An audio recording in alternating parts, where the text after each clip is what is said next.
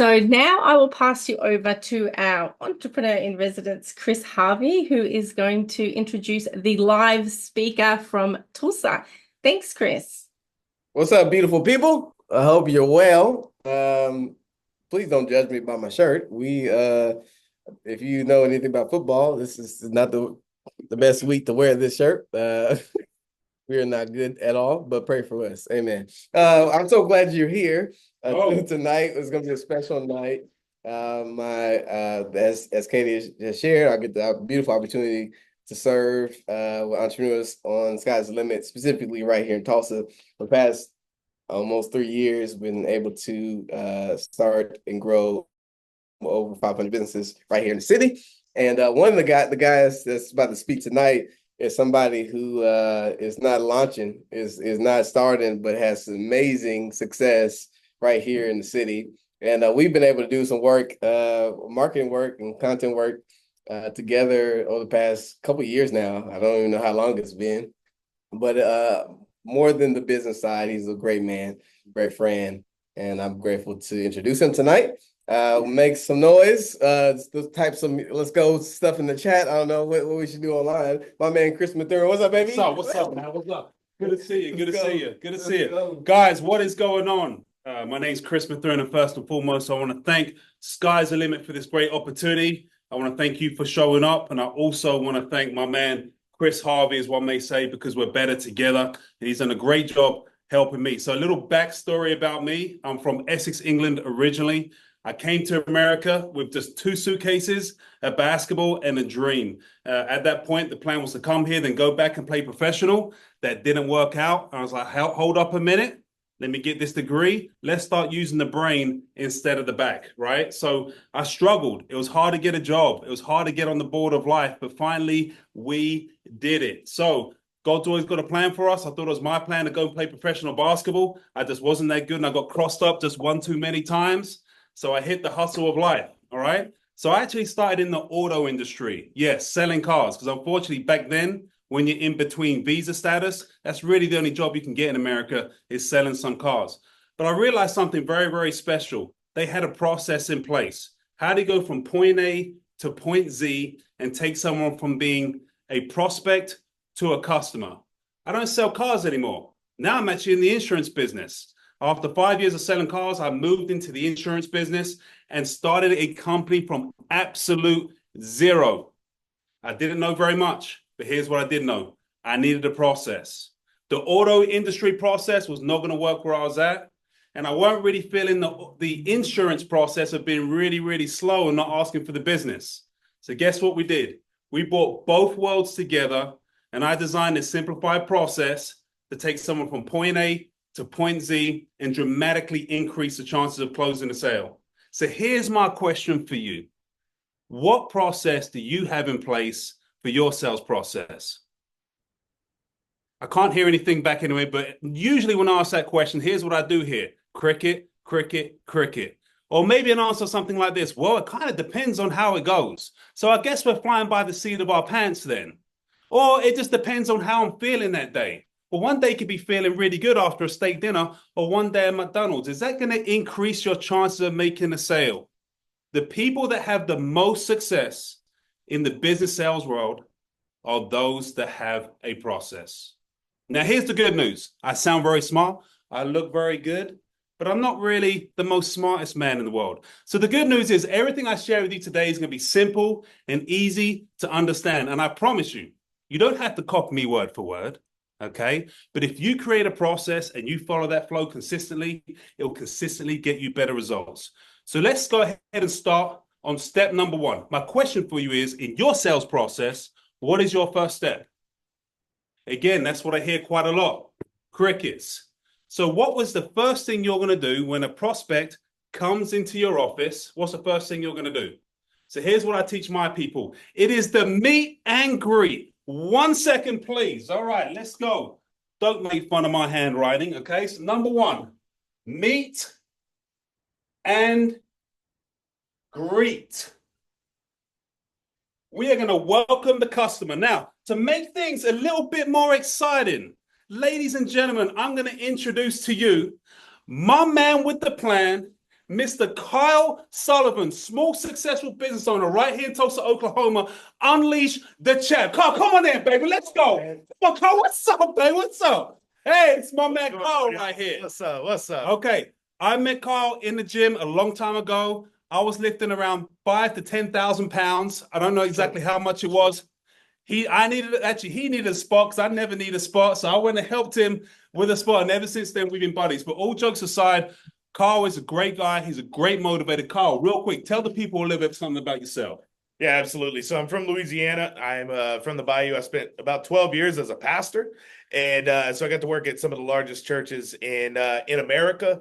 And then July 1st, 2020, at the peak of the pandemic, much like Chris had a plan, I had a plan and some delusion that I could build a training and development company to serve entrepreneurs, business owners, and I've been doing that for the last 4.5 years. It's awesome, Carl. We do a great job. Absolutely. So let's dig straight back into it, right? Jump into So it. we're going to talk about the meet and greet right here. Guys, I'm not kidding you. I've had an employee one time do this during the meet and greet. Hello, sir. How you doing today? Come with me. Guys, I know there's people from different parts of the world. But here in America and England and most of Asia and America and everywhere else, we don't shake hands like that. So the first thing we do is we greet someone with an open handshake. Carl, welcome to Team Mathurin. All right. What brings you in today, my friend? Yeah, clear and concise. And it shows control right off the bat. So here to get a quote. Exactly. Hey, thank you for choosing us. Come with me. All right. It's short. It's simple. It's to the point. Okay. Kyle, how do you go ahead and do the meet and greet? So again, it depends on how familiar you are with the person. If you got referred to them, if it's cold, if it's warm, if it's hot, different things. However, you want to look at them in the eye. Right here. Look eye to eye with them and be able to smell good, look good, feel good, sound good. And so your confidence comes out and you want to extend the hand. So if I'm meeting somebody, hey, Chris, how are you, man? Hey, Kyle, doing good, man. Good to see you, man. And again, I'm from the Bayou. We're used to that. I hug this guy every time. Let's do it again. Run it back real quick. Like we don't know each other. Hey, Hey, how are Kyle, you, man? doing well. Doing well. Thank you very much. Fantastic. Doing great. Glad Doing you're great. here today, man. Yeah, thanks. Good to be here. And again, it's a little bit of a Southern thing. I don't know. I got to raise up a high level to get to Chris's shoulder, but I do that. And I'm willing to look a little bit silly, but again, make it cultural, make it contextual to what you have. But the thing is, be confident in what you're doing. Eye contact, extend the hand, whatever is culturally appropriate, you know what that is and be confident in it. And because then you are in control of the conversation and you want to guide them to whatever that next step is. Excellent. Appreciate you sharing, Carl. Imagine this. Imagine you walk into a new business, you come inside, and you're not meted and you're not greeted, and you're standing there. How would that make you feel? I would say over 50% of businesses that happens, people walk in, they're not meted and they're not greeted. That right there has dramatically decreased the chance of you serving that customer to your highest ability. You know what I mean? On the flip side of that, here's another mistake people make. They come in and they make it something like, hey, Carl, how you doing today? Great. Like, what do you think about the birds and the bees outside? Yeah. Sounds great. They're loud. Well, what about the weather? Oh, man, it's hot. Kyle, did you come here to talk about the birds and the bees and the weather? Absolutely not. He didn't. So look, bottom line is you don't have to be like me. You don't have to be like Kyle. But get that step one in place, what it sounds best for you. So that's step number one. Kyle, do you mind hanging out for the rest of the deal with me? Yeah, let's do it. All right, fantastic. All right, so check this out. Step number two, what do we do from there? We don't just stand outside the whole time. We've got to walk somewhere. So what is the second step to the reservation to dramatically increase the sales? I'm going to share with you guys. You need a little help? It is the interview process. So step number two right here. Interview process. Now, cut a long story short, I'm going to put this up a little bit because I'm so tall. It's kind of cut me off a little bit there. I feel like I'm getting a haircut. All right, cut a long story short, right? Imagine this for me. You're sitting in the doctor's office. There's 15, 20 people around. No doctor in sight. And all of a sudden, the doctor comes out and says, penicillin for everybody. And then he closes the door. Carl, do you truly feel like everyone was there? I don't even know what penicillin is, by the way, but it sounds really good, okay? Yeah. Do you really think everyone was there for penicillin? Absolutely not. No, I think I'm for different reasons, right? Everybody's there for different reasons. All right. The interview process, in my opinion, is the most important part of the process because now it's time to find out what is important to your prospect, okay? What is important to your clientele, okay? And this is where most salespeople actually mess up, especially rookie salespeople, because they actually want to skip this part and see if they can close the sale. Right. Yeah, absolutely. And so when you don't know how and if you can help if you miss this step. And so you want to make sure you have a set of qualifying questions. You state your purpose. You're starting a conversation because one, they may not be a right fit. You might be well beyond what they can afford or the time there is. And I like to say it like this: nobody's money is worth my integrity as a trainer, coach, and consultant. And so if I can't help them, I'm going to tell them I can't help them. If I can refer them, this is where that process comes in, because you know some information and go, hey, I may not be your right fit for whatever your thing is, but Chris here would be amazing, and let me make that introduction. How much more equity would you have if they came to you and you're like, hey, I'm not it, but Chris is. Helping people get what they want always gets what you want. So how do we help people get what they want? Well, during the interview process, it's not simple, but we can make it simple. The good Lord blessed us with what? 2 ears and 1 mouth? That's right. So we ask a good question, an open-ended question, and we listen. A lot of rookie salespeople, unfortunately, they may ask a question, they may overtalk. This is our golden opportunity. This is prime time to find out what is important to our prospect, okay? Simple questions like, hey, number one, what brings you in here today? Let's say it's insurance.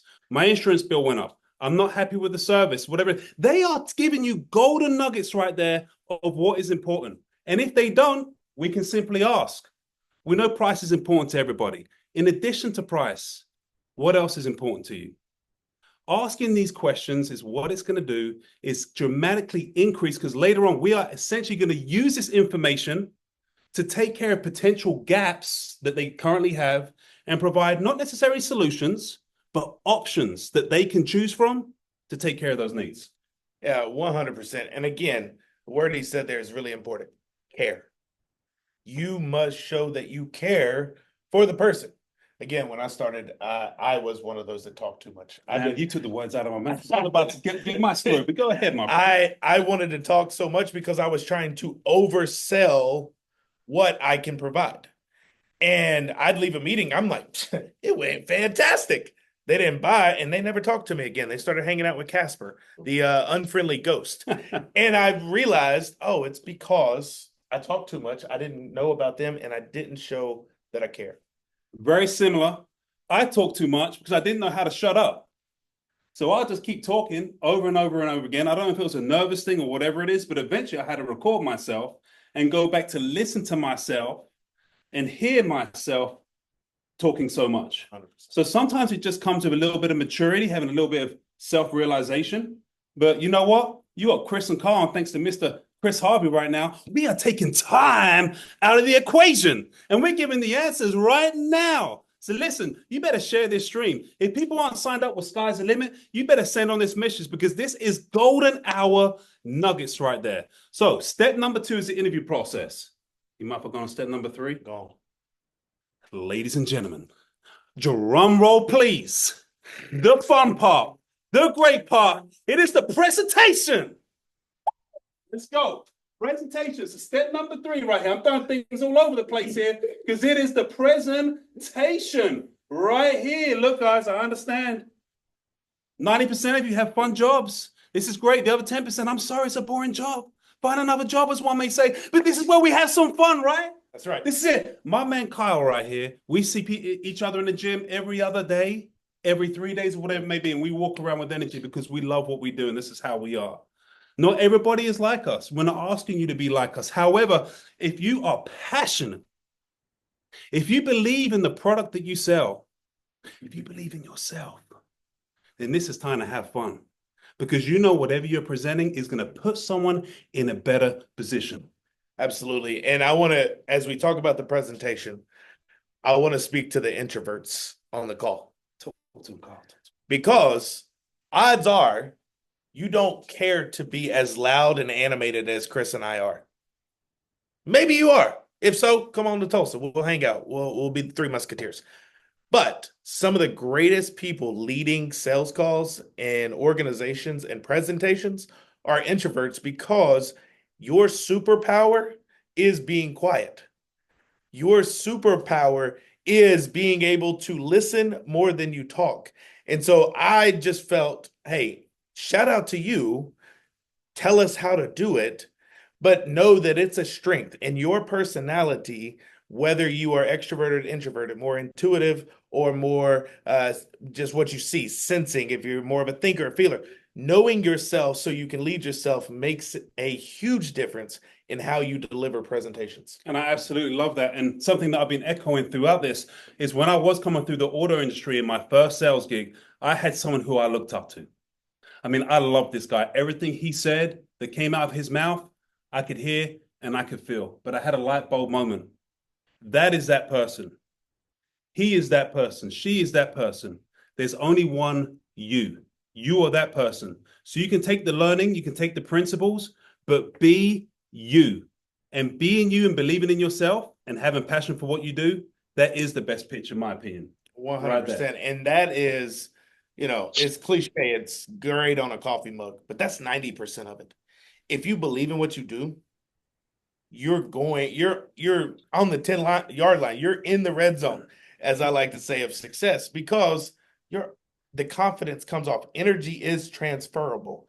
And so whether you are expressive or more subdued, whether you're really animated or more reserved, being you is exactly what the person across from you needs because they're talking to you. So here's what we're going to touch into. There are some people that are going to see this and say, well, I don't want to be pushy.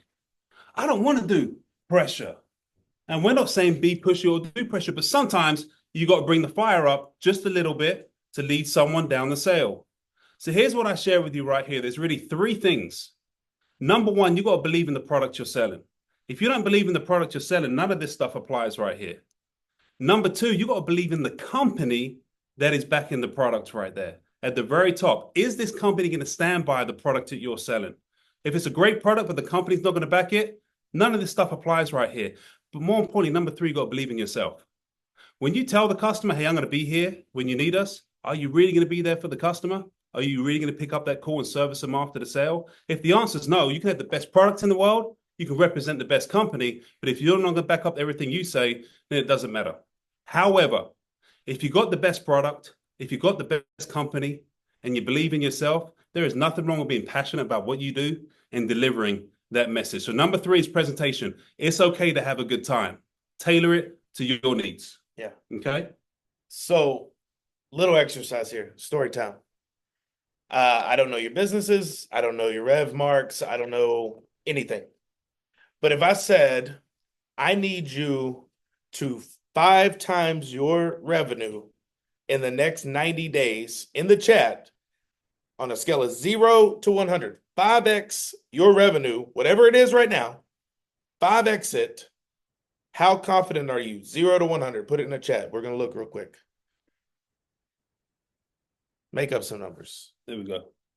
4. Okay, we're gonna move this over here. Okay, 4, 0, 0, 50. Oh, 50. Okay, Telly, come on. Let's go. Okay, so now, same thing, but I want you to imagine your most favorite destination you'd like to vacation. All expenses paid. Airfare, resort, chef, maid, Excursions. Whatever, for 7 days. Everything covered by Chris. But the catch is you have to 5x your revenue in the next 90 days. Put how confident you'd be if that was the deal. It's not though. Don't worry. But if it was, How confident would you push to do that thing? 10, 8, 8. Okay, so what's the lesson here? 100, 95, 100. What's the lesson here? Did the goal change? No. What changed? The benefit on the other side of the action. So when you're talking about your presentation and you're talking about being you, make sure that the benefit of your action is large enough. Because here's the thing. If you 5x your revenue in the next 90 days, you could probably pay for that trip yourself. And if you can't, Carl's going to step in and pay for the rest. Okay? Hey, I'll come with you. All right, let's go. Let's go. Well, I'll get to go. You have to pay for it. Oh, okay. Got So it. let's recap right there, okay? So step number 1. What's step number 1, guys? Throw it in the comments right here. Step number 1 is the meet and greet. Step number 2 is the interview. Let's find out what's important to the customer so we can take care of them down the road. Step number 3 is the razzle dazzle. It's the presentation. Now, do we stop there? No, we don't stop there. So step number 4, okay? Before we ask someone, do they want to do business, we've got to, looking good today, Carl. We've got to check the temperature. We've got to check the temperature. So that's what we're going to do. So how are we going to check the temperature? We're going to kind of find out, are they willing to move forward without kind of asking them, but somewhat asking them. I know that makes no sense whatsoever, but you're about to find out right here. So step number 4, the trial close. Step number 4, trial close, okay? At this point, this is more of a transactional step right here. We want to ask an open-ended question to see if the customer is ready to move forward with the product of their dreams. Why is it the product of their dreams? Because you're a small business owner and you believe in your product. More importantly, you believe in the service that you're going to offer after you sell them the product, and you know the company is going to back it up right there. So a question may sound something like this. Can you see how people see this? A no-brainer to move forward? Or maybe even more simplified for that. Can you see how this will make sense? It's an open-ended question to check the temperature of where they're at. Carl, do you want to interject on that? Yeah, and whatever these are, I like to say, is it fair for us to keep talking about this thing? Presentation, whether it's a workshop, intensive, long-term consulting. Is it fair that we're on the same page? Or let's show that we're listening. Based on what we've talked about, this, and this is a priority. Is that fair? Yes. Great. Let's keep going. You want to have some of these. One that I like, is it a bad idea for us to talk about how we could serve your company? Is it a bad idea to blank? Is it fair? Is it a bad idea? It makes people not be defaulted to a negative response because it's like, yeah, it's fair to keep talking. Great. Is it a bad idea? Because what I used to say, hey, is it a good idea for us to move forward? No. Done. But if you go, hey, is it a bad idea for us to talk about other options or go into more solutions? Is it a bad idea for me to ask a couple other questions based on what you've said to get a better gauge of what we're talking about here? Again, is it fair? Is it a bad idea? Are two of my favorites. Find out what yours are and make sure you say it in a way that invites them in to give you more. You can check the temperature. And then the next thing after that is, the temperature. Let's go from there, right? Yeah. But then they're objecting. Yeah. So before the objection comes, what if they just don't even agree with you, right? What if, no, I don't see the point in that. Is it a bad idea? No, it's not a good idea or a bad idea. I'm just not interested or that just doesn't really make sense to me. So I'm going to share with you guys a huge issue that a lot of new salespeople make and shoot. Even seasoned salespeople make. Sometimes people get a little bit more hungry than what they should be. Sometimes people may get a little bit greedy, as one may say, and they don't take enough time in really finding out what's important to the customer. Because we're talking about a trial close right here, but the reality is if we're doing our job right, we're somewhat trial closing throughout the process. So you may not agree with me that we should even have step number 4. And if that's the case, you may be right also. But it all depends on your process and how that goes. And what I see time after time after time, unfortunately, and I've been guilty of this, people like to take shortcuts. So what does a shortcut look like? in a transactional business or a product or something like that. How much are you paying? Oh, you're paying $100 a month? Okay. Oh, it's only $95. Well, I can save you $5 a month, $10, $15 a month. You ready to move forward? Sign right here. No, they're not interested. And then the salesperson's confused, but I'm saving them some money. But was that the most important thing for them? So typically what we see is this. Follow me right here. People don't spend enough time on the interview process to find out. And because they don't spend enough time here, they have to spend more time here on the closing. And it really comes down to the fundamental understanding of the 80-20 rule.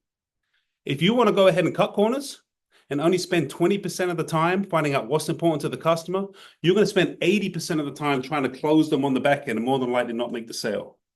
But if you really listen and you really care with the 2 ears and 1 mouth and find out what's important to the customer and spend time in that area, 80% of the time you're going to spend finding out what's important, what the gaps are, what the pain points are. You can come up with a great options or solution. You only have to spend 20% of the time on the back end. Very, very important. 100%. I mean, you're going to have to work hard. You might as well work hard connecting with the person in front of you. Great point. That's a great point. I love that. All right, camera. I think it tried to sync up to your deal. Oh, no worries. Guys, just appreciate the patience. Carl's going to sing you a song if you can still hear us. Oh my God, Carl, you're about to bust out the melodies, bro. Golly, it's okay. All right, maybe next time. After party. Sorry for the issue. I got me a laughy face right there. I love that. Let's go. All right. So step number 5, and a lot of rookie salespeople make this. A lot of rookie business people make this. Look, at the end of the day, we can't do all this business, all this work, and not ask for the business. Sometimes people want to be asked for the business, but they're not actually asked for the business. And sometimes you don't know what you don't know right there. So step number 5. But wait, let's recap, just in case some people came halfway through. The sales process. Step number 1 is the meet and greet. Carl, how you doing, my brother? From a professional setting. Carl, how you doing, sir? Good to see you. Great. Absolutely. Right. Not too bad. Thanks for seeing me today. Come with me. Absolutely. Okay. All right. Step number 2 is the interview process. Let me ask you this, Carl. What gave you the educated decision to come in and meet with us today? And I heard great things, and I just want to see what y'all can offer and what we can do. Fantastic. Well, I appreciate you coming in. I know price is important to you. We want to save people as much money as possible. In addition to price, what would you say the most important thing to you is as it relates to your insurance or buying a car or anything else? Yeah. So, man, coverage. Lower deductible, and being able to. Last time, man, we had a wreck car. Okay. Didn't have hardly any renter coverage, Sorry so to hear we're that. out of pocket. It's Okay. it's a whole mess, and so if we could have that covered at least on our end, that'd be amazing. Okay. All right. Now transitioning into the presentation, the fun part. I can show you the whole world. Presentation is fun, guys. Okay. All right. And then step number 4 right here. Carl, can you see it's an absolute no-brainer why people choose to do business here at Team Mathurin? Absolutely, man. Fantastic. Press hard, printed 5 copies. Sign right here. Okay. So number 5 is the close. We've got to ask for the close. Guys, let's keep this simple. Let's keep this easy. Stay with us. We're nearly done right here. Trial close is an open-ended question. Close is a close-ended question. Carl, how would you like to take care of that today? Visa or MasterCard? Visa. Okay. Or Carl, when would you like your first payment date to be? Would you like it to be today or on the 15th of the month? 15th. Fantastic right there. Welcome to Team Mathurin. Thank you so much. Fantastic right here. All right. It's asking a close-ended question and it's asking for the business. Again, there are some of you out there saying that's not going to work in my line of business. We'll find out what will work. But are we even asking for the business? Or are we just saying, okay, well, let me know when you maybe want to move forward. I'll never see you again. We need something to ask for the business, and asking a close-ended question is great.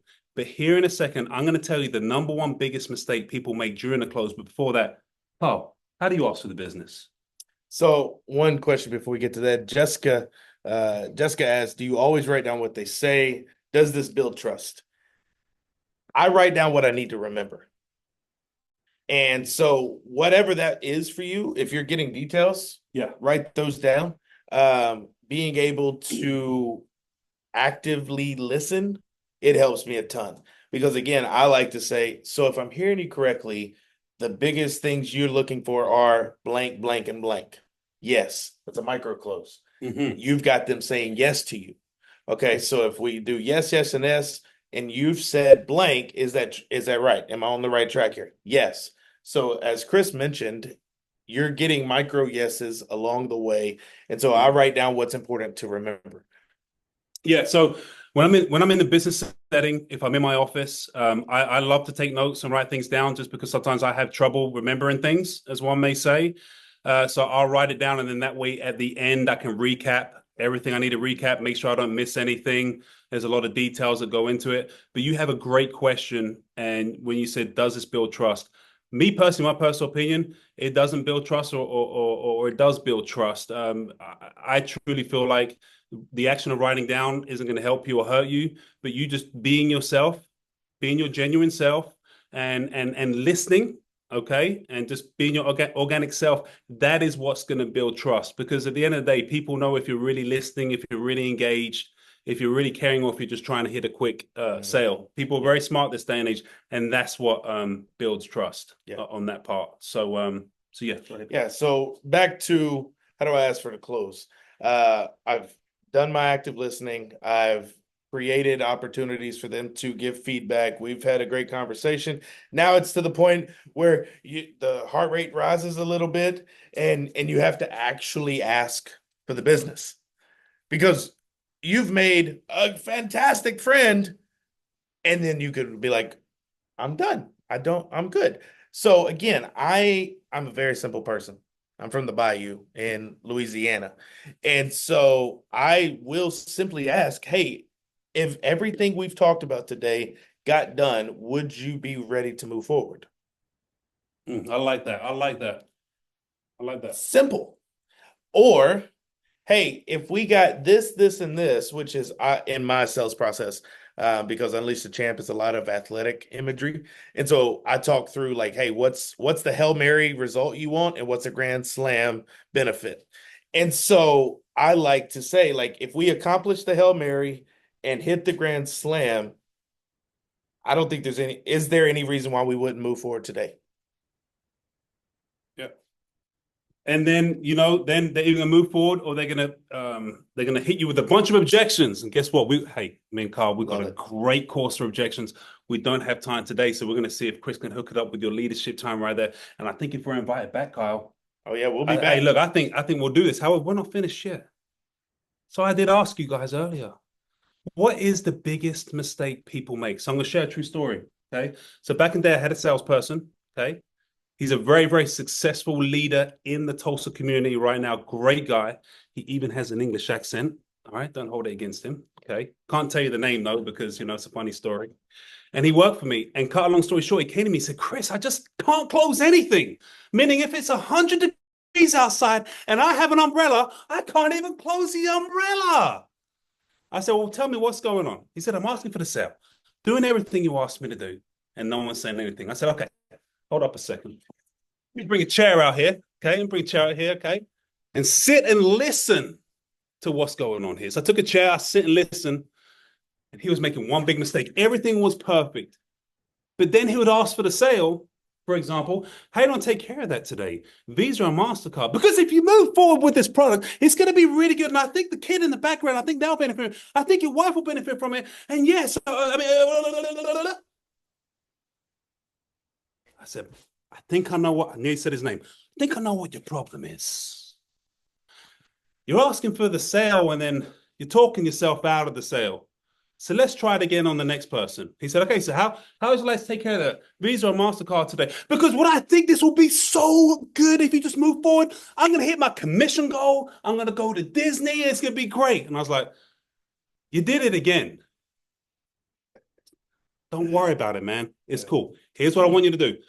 Do everything you've been doing. You can even talk after you ask for the sale. But you see that button on the phone that says mute? I need you to hit mute right after you ask for the sale. Can you do that for me? He said, absolutely. He was a great athlete, so I knew he had the athleticism to click mute. I knew it was going to be good to go, okay? So he asked for the sale. He hit the button right here. Can you do MasterCard? And then he made the sale. because he clicked mute. There was silence, and they always say it sounds cliche, but they say the first person to talk loses. Yeah, I somewhat see that, but what I see more is don't talk yourself Out of the cell. Don't talk yourself out of the cell. And that's what I saw. And he's launched himself. He's incredibly successful, very smart guy, and doing very, very well. So I did want to actually share that with you. So, guys, again, to recap, I'm not going to go back here, but we've got number 1, the meet and greet. Number 2, the interview. Number 3, the presentation. Number 4, the trial close. And number 5, the close right there. Someone mentioned earlier, hey, this can work great in follow-up emails. That's a great point you made right there, because, you know, you're going to understand, guys, not everybody's going to make a sale on the first time round. As great as Kyle looks right here, and he sounds, and he's been putting in work, as great as the presentation we've done today, that doesn't mean you're going to go out there and make a sale straight away, and the money is in the follow-up. But you know what? You've dramatically increased your chances. You've had a reservation from point A to point Z. You've serviced the customer and taken care of the customer. The money's in the follow-up right there. And also Marina mentioned that she really feels like this can help her in where she's going and what she's doing. And I've always said, if this can help one person, because I think thousands of people are going to see this. 100%. But if one person can be helped, it was worth Mr. Harvey coming down in this office today and inviting these people right here that are sitting around. And then last minute, Mr. Sullivan coming right down here, as one may say. It was definitely worth it. So ladies and gentlemen, thank you so much. Before I wrap up, Carl, tell the people, mate. Yeah, and it's an important thing too. I got some friends in healthcare, the Medicare and things like that. It is long sales process. And so again, know your product. And real talk, it's gonna take 5 to 12 interactions to get a sale. By the time you get to this, you've already been touching base, following up, which, sidebar, don't say that. There may be a separate thing of what not to say during a deal, but don't say you're following up. Don't say you're checking in. Don't say those things. You give control away. So, you know, oh, I hope this finds you well. Don't say that either. Be confident in what you are. There was a question around, is this product-based or service-based? One of my clients is a local service-based business here, and I oversee their residential sales. And again, the process is the same. Yeah. If you're going out on site, say roofer, fence, plumbing, whatever, service-based, B2C, it's the same deal. You show up, you go through this process like we've talked about. There's some nuances because they may ask more questions about logistics or scheduling or whatever, but know your process, have a few key things of transitions, and do the reps. That's like 0.6 bonus point. If you're not repping this, you can't expect to get better. Absolutely. Absolutely. So the question you need to ask yourself is this. Now, when I ask you, do you have a process in place for your sales? Are you going to put a process in place? You either have one or you don't have one. But my point is this. If you don't have one, you're essentially flying by the seats of your pants right here, which means the results that you're going to yield back from them seeds that are planted are going to be up and down, and there's nothing that you can track. But if you do have a process in place that is tailored and fits your needs right there, then you are going to dramatically see an increase. And you know what? It is going to set you apart from the competition. It is. And you can go back and you can make tweaks to that process and see how that works for you if you're in sales or if you're in service right here. Do you sell online? And if so, can you share your process as you don't have immediate feedback from the customer? I personally don't sell online, but I do market online as far as that goes.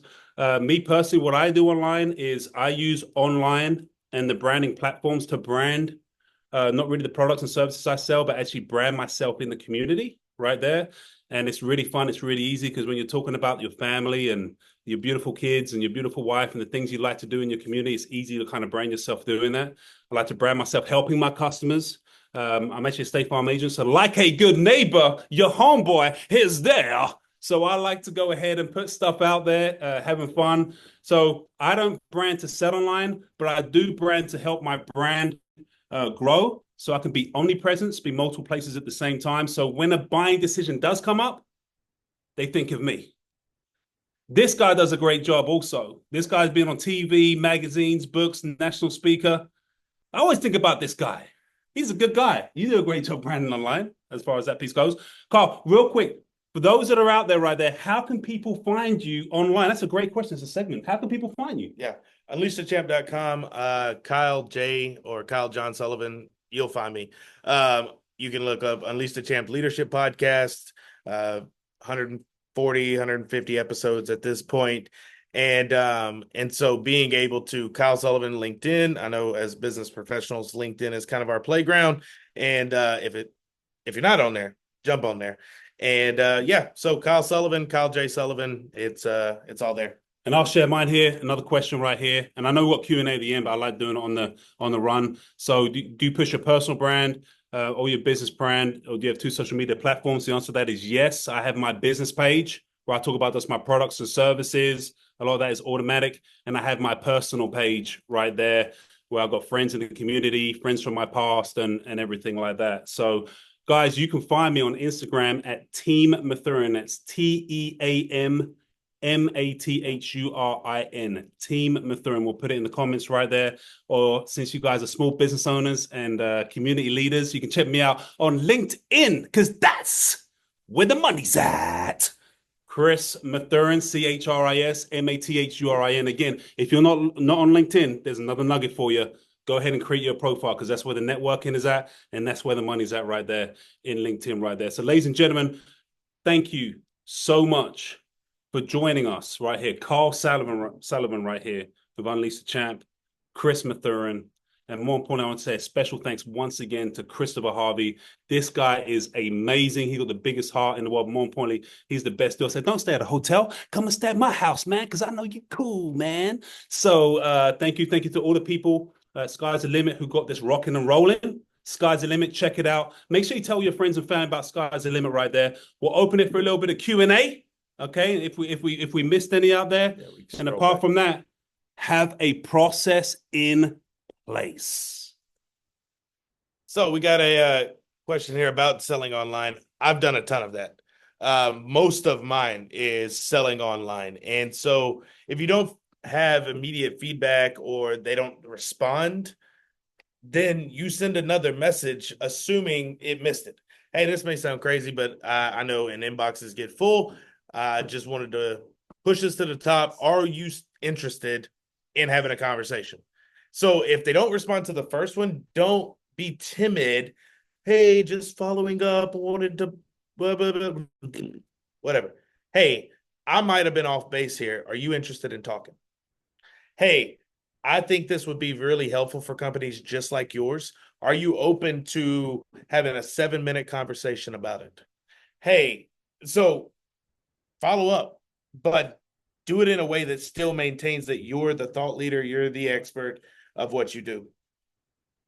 Thank you. What do you find is a good way to bring people to your booth at a perfect. trade show right there? Yeah. I'm gonna let you answer that, man, because you So again, Jessica, it is one, people are walking by, and what I see a lot of times is people put up a table. They may have a nice branded tablecloth.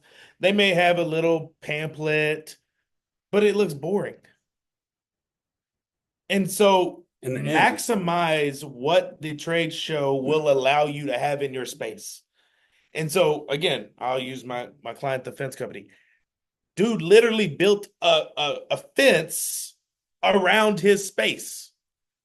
Put lights on it. The whole bit had low music because they had some about that. But it made it to where people walked by and it was like, holy crap.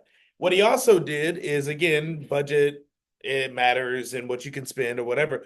He spent like 56 cents a piece and bought a ton of like bags for people to put stuff in. Because what at trade shows is everybody doing? Hey, take my pamphlet. Hey, take my pamphlet. Here's a koozie. Here's a fidget spinner. Here's a whatever. What were they doing?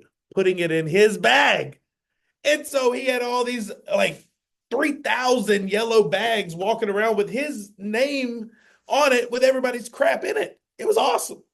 But if you wouldn't stop at your booth, if you knew nothing about your business, then there's opportunity for improvement there. That's awesome. I love that. Great question here from Jacqueline, by the way. For an oversaturated market, would you think it would be harder to sell? That's a great question. So I'm an insurance agent. I own an insurance business. If I can drop a pin and put it out 3 or 4 miles, I'll probably say there's about 300 or 400 insurance agents. There really is. Now, I don't know what's more oversaturated than that, but there is one on every single corner. So I read a book one time, and it's called Blue Ocean Strategies. So think about it. Think about what you do for a living and what does oversaturated look like to you. Most, if you take the top 3 things you do to market your product, most everybody is doing. That's a red ocean. Imagine in the ocean, there's sharks, there's fighting, there's blood. I can't see. But a blue ocean strategy, so now I need to think, what are people not doing? What can I do different? How can I set myself apart? How can I be different? So I do completely different things, you know? When everyone's calling the leads are weak, you're weak, coffee's for closers. That's a bad joke right there. When everyone's calling leads, I'm not going to go ahead and buy a whole bunch of leads because everyone else is buying. I'm probably buying the same leads as the other 10 agents right there. I walk down to Sugar Lomas, small business, sells miniature donuts. Going to buy me 12 to 15 boxes, put in my business card on there, and I'm going to roll around the hood right here. Like a good neighbor, your homeboy is there. Boom! When's the last time someone did that? Who are you? I'm here to give you a better deal on your insurance, mate. No one's doing that because people are lazy. Not around here, but the same in general. No one's doing that. Another thing is find out what you're passionate about. Entire marketing strategy to that. You can tell this guy works out. He's got more than 1 gym membership. I've got 5. Real talk. Why do I have 5 gym memberships? No, I do it for mental clarity, not to look really great, but thank you very much for the compliments in advance. I have 5 gym memberships so I can put myself around other people in different communities. Got a jiu-jitsu gym. I got a really nice uppity gym. I got a really, really low dusty gym. But the people are great and I get to build genuine relationships. And sooner or later, they're going to ask me this question. What do you do for a living? That's called an IOI, indicator of interest. And when they say that, like, hey, good neighbor, your homeboy is their business card. No, just kidding. But they're opening introduction for that. But I'm doing different things than what everybody else is doing. So hopefully that answers your question a little bit. An oversaturated market is only hard to sell in if you believe it is. Yeah. If they don't know you, they can't flow you. And so, one, I would encourage a reframe of saturated market. It's like there's a plethora of people who do what we do. Like, yes, but there's only one you. Yeah. And as coffee cup cliche as that sounds, it's true. And so then you apply the strategy Chris just talked about. There's a great book called The Power of Moments. And so creating moments that make people go, wow, Jacqueline did that thing. I want to be her friend. Because when you can meet people, make friends, business follows. Meet people, make friends, business follows. Power of moments, do things that others won't so you can have the business that others wish for. I like that. Can you say that again? Do what others want so you can have the business others wish for. Love that. I love that. I love that. Power of moments. Okay, so they got it in there. Excellent, excellent, excellent. Guys, but before you guys leave out here, make sure I love what Miss Renisha just did right there. She put what she does right there. That is very beautiful right there, doesn't it? It's a T-bomb right there. Put in the comments what you do for a living. Let's overcome obscurity. Like Kyle said, if people don't know you, that's our biggest challenge in business is overcome obscurity in the marketplace. You can have the best product in the world, but if no one knows who you are, they're not going to reach out to you for that right there. And any other questions right here? My question, so I'll scroll up a bit. Okay, we may have missed some in the beginning, isn't it? Okay. My product is very unique. I can land, sell, function shows, but consistent repeat. Even when sending text messages to Square, how can I land repeats? So, what would get them to purchase again? What is again, without knowing much on what a T-bomb, we're learning too. What is a T-bomb? Yeah, what is a T-bomb? Let's see. Can you hear me? Yeah, Yes, there we go. Sweet. Okay. So a tea bomb is an all-in-one inclusive tea drink. So the outside is made from sugar or honey or 0-calorie substance. And when you Okay. pour hot water on top of it, it makes up to a 16 to a 20 ounce cup in one setting. So I'm providing convenience in people's tea time. Oh, wow. So it's like a bath bomb for tea. Yes, or a cocoa bomb. I don't know what that is either. And we do not, oh wow. And we do not use any I'm not type your of target. store-bought tea. It is all loose leaf tea. Yeah. So you are not my ideal customer. No. Yeah. But for people Hey, who I'm are from wanting England. more tea drinkers, I'm not from England. I tea like drinkers. the word tea. I know. So we do tea, and then we also have a small treat. So what we do is we offer packages where people can put tea, and I do cake pops where you can just do a whole little bundle where you get tea and a little dessert to eat with it. So my That's thing good. is, I can get customers, and I have samples. You can sample all day long in my booth. It's just that it's just the consistency, and I send out flyers and like, hey, if you come and shop between 10 and 11, you save $2 off my products, Yeah. and it's How just much like that crickets. T-bomb? It is $7 or 3 for 19. And when you sell the T-bomb, do you have any sign-up sheet or anything as far as to For send them? like emails, yes. Yeah, to sell them coupons. And you do? loyalty programs. Huh? Okay. You have a subscription? So do I have a subscription? No. Are you doing monthly trade shows that people Yes. could get to, or do you have the ability to ship? Yes, I do ship. I've shipped to as far as New York to California. Fantastic.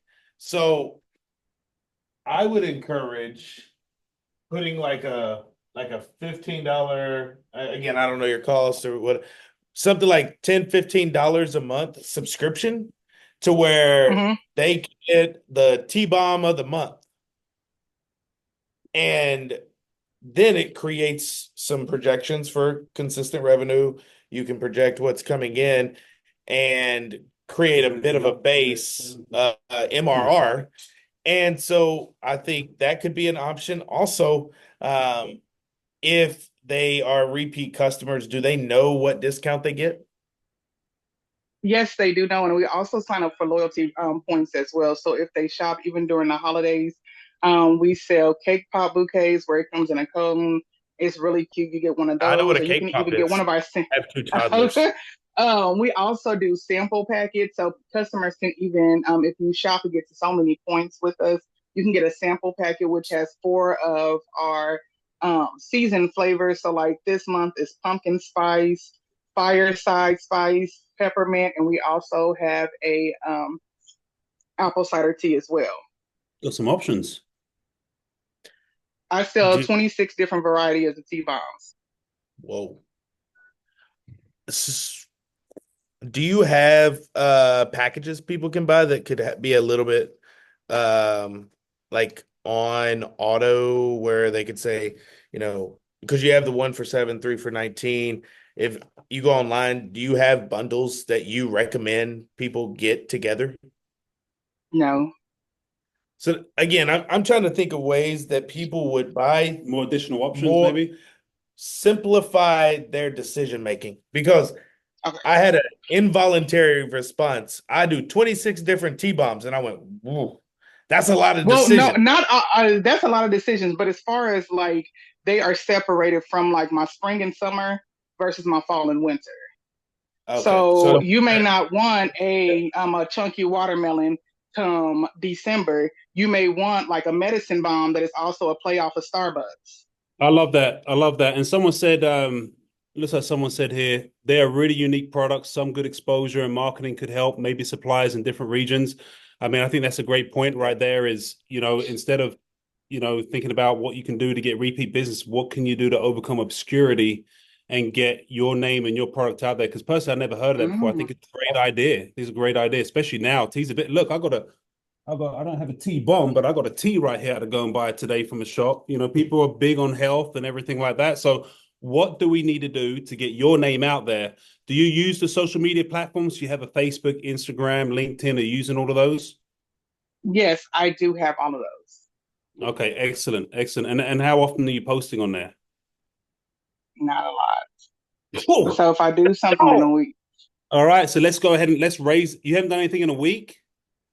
if I'm like I do every week, I try to keep something going on there, even trying to do like repeat posts. Okay. So this is more in Chris Harvey's wheelhouse, but he's helped me a lot. I'm probably posting about five or six reels a day. 5 or 6 reels a day. And I would say 10 to 20% is product specific, and the other 80% is just branding myself, life, having a good time. I mean, one of my reels was like 8 seconds. I was in Triton Fight Center, which is a MMA gym here, but 15% of people here do some type of fight stuff that they can relate to it. And I had a bunch of people sliding in the DMs. Oh, you was there training today and all that stuff. It connects with your audience, just for one example. I had another one of my kid playing basketball, but that's five times minimum a day, sometimes good. And the great thing about it is you can post 5 times and it takes zero energy to go ahead and do the same thing on Instagram. You just take the same video and post it on Instagram right there on that. So continually it's coming up over and over and over again. And again, you're not posting to sell your product or push your product. You're posting to basically build awareness and link it back to you. So when they do go out and they're nice, they're like, oh my gosh, I got a little bit of cotton mouth here. I don't want a Pepsi. I don't want a Coke. I want a bomb diggity dom tea up in this piece. Okay?